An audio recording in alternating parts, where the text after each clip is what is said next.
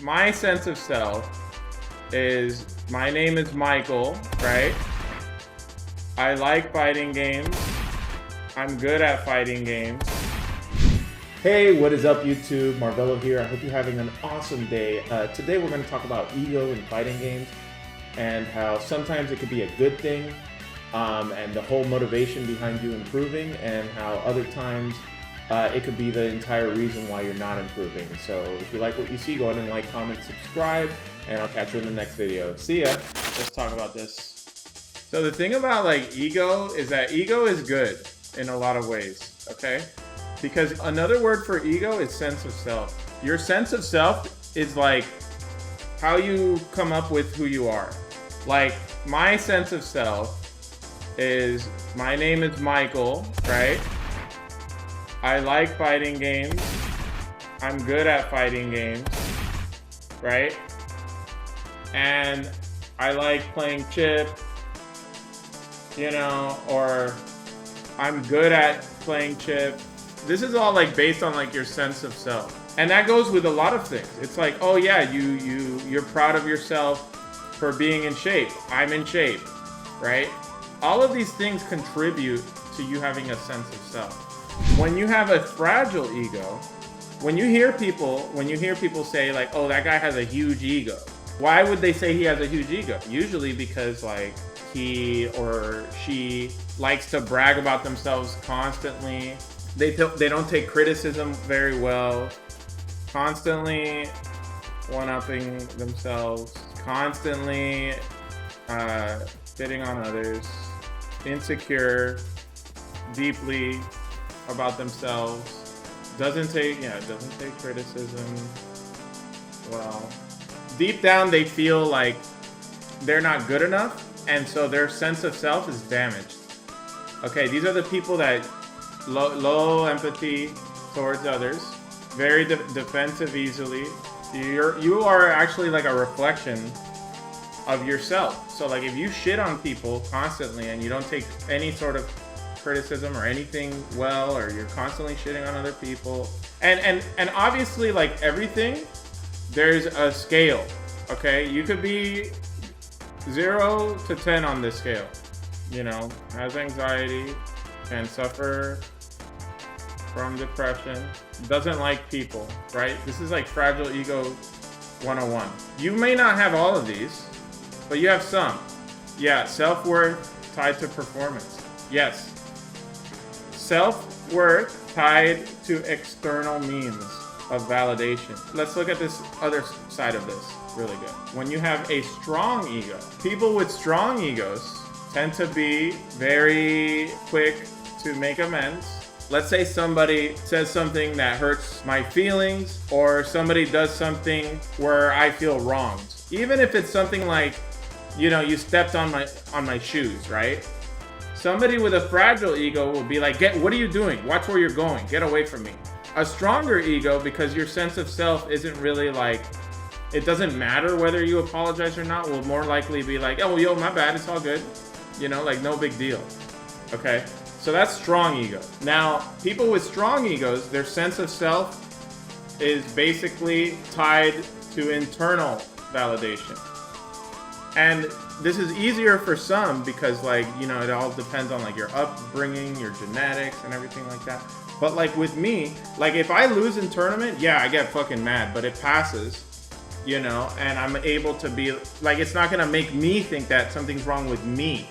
It just means that like I have to improve in fighting game, like in something. It just means like, oh, I don't know the matchup well enough. So in fighting games, this translates to, I don't know the matchup well enough. I need to improve upon it. What can I do to improve? What can I do to improve after losing, right? This is like the type of thinking that you may like show when you have a strong ego. How can I improve?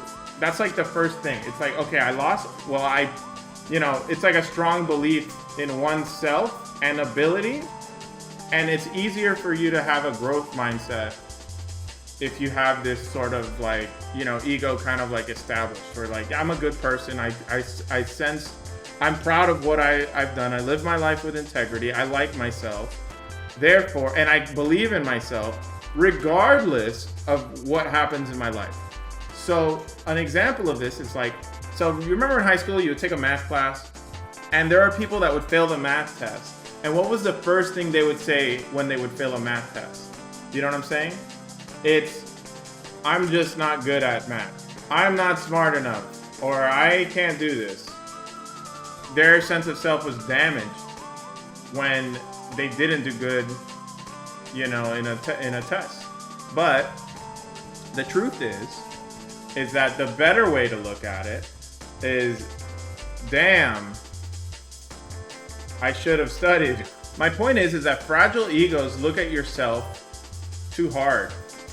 You know, like you kind of have to have like, and Super Noon did say this to me one time, and I like fully agree with him. But to get good at fighting games, you have to be kind of delusional in a way, where you have to believe that you could do it. If you do not believe that you could improve, if you don't believe that you could get good, you're never gonna get good. You're gonna lose, right? And you're gonna hit confirmation bias. Humans have biases, right? Confirmation bias is the most commonly known human bias, but there are many of them. Confirmation bias is like when you believe something to be true and you see something that you feel supports this evidence, you'll further strengthen your belief. This is why there's fucking anti-vaxxers. Oh, you know, there's one guy died from a vaccine. Confirmation bias. You know, I knew those vaccines were bad. You know, racism. Racism is an example of extreme confirmation bias. And when you lose at fighting games, it's an example of a negative bias towards yourself. Because then you feel like your bias is, I'm just not good at this. I'm not like these other players. And that'll hit your self-worth. You'll feel bad about it, and you'll feel like you'll never be able to like get better. But the truth is, all talent is pursued interest. You gotta believe that you could do anything you put your mind to.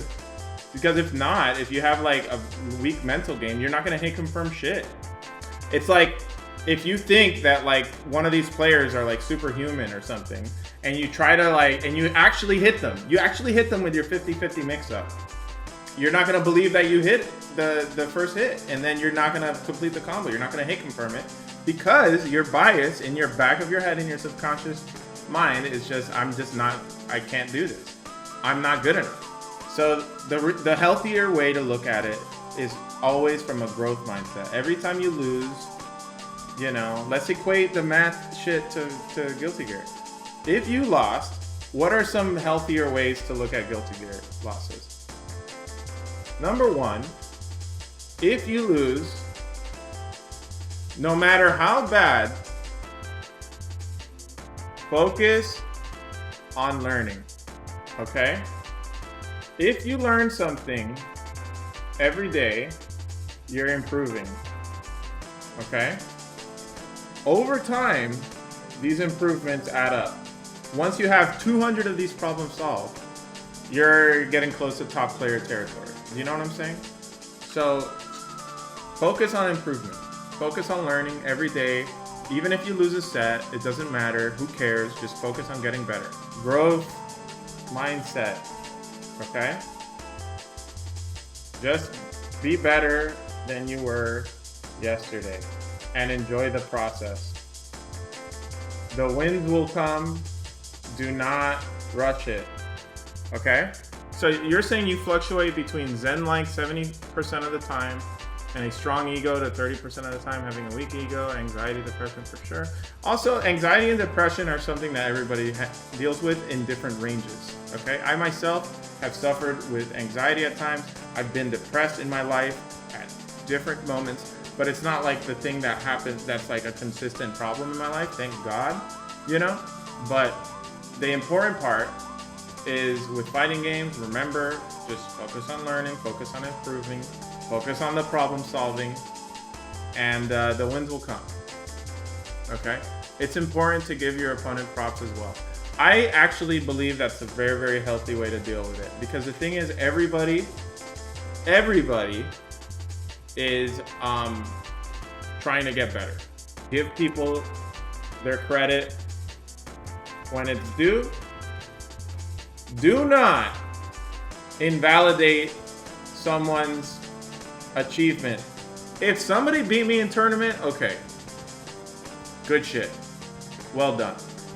So don't invalidate somebody's achievement, because your community, it could be online players, it could be your local community, you know, I would support them, because without your community, you're not going to have anybody to play with. You know what I mean?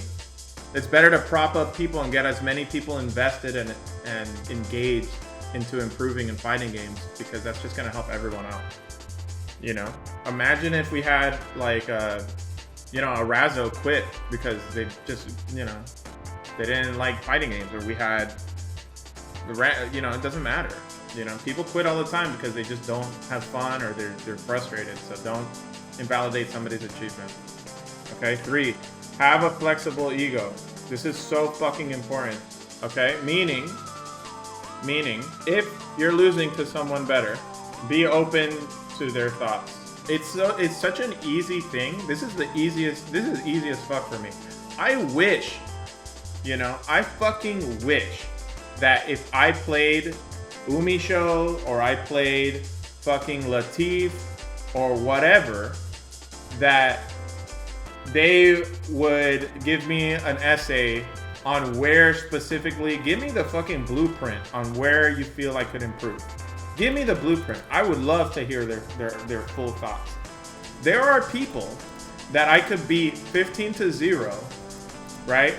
I will say, GG's, I think you should block on wake up more, and they'll tell me to go fuck myself. Okay?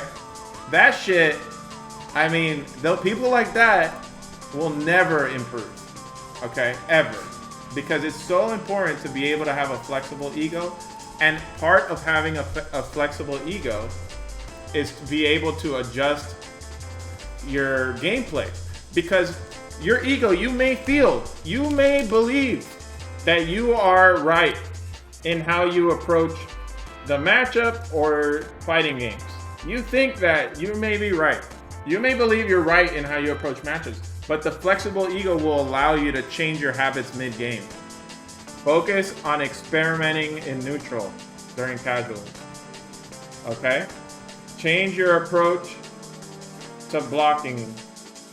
Block longer. For example, block the whole round. Only block today.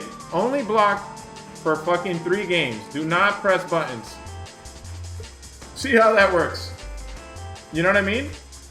You have to be able to kind of like be okay with experimenting and losing, which comes with having a flexible ego. Because if you want to do all your power and just win, you're not going to want to experiment. You're going to just try to be, you know, your best, which is silly, right?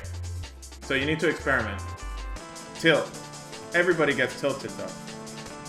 Dude, tilt just means you're human. You're human. You tilt. You get frustrated. Even I suffer, and I'm fucking zen as fuck. I get tilted. Happy Chaos makes me tilted. Happy Chaos makes me tilted. Because I don't like having to fucking deal with dumb shit. It's funny though, because the thing is that like the biggest improvements I've ever made in fighting games happened suddenly. Okay? There have been moments where I was in like Marvel 3. I was kind of ass for a while. I was like, not like ass, but like I would say like 1850, 1900 elo. Like if we're talking about rating update nowadays. I was like around there. Not good enough, or like I could make it out of pools maybe. But one day, it just clicked. One little aspect, something I knew that I was doing wrong. And suddenly I'm cooking everyone. Believe that you will find the eureka moment. But it'll only happen, okay, if you believe in yourself, okay? And, you know, we've kind of gone over this in another video. Believe in yourself. and stick to your character. Okay? Unless you play a character that just can't win. And then you gotta be okay with that. Stealthy only plays Axel, but he makes top 8s. And Axel is generally considered to be a quote-unquote weak character. Because if you do not stick with your character, you won't develop the nuances that come with developing a character. So it's really important to stick to your character, believe in yourself, focus on growth. Why are you getting hit? Where could you improve? That's basically it. That's ego. You want to have a strong ego. Believe in yourself, always, with everything you could do, no matter what.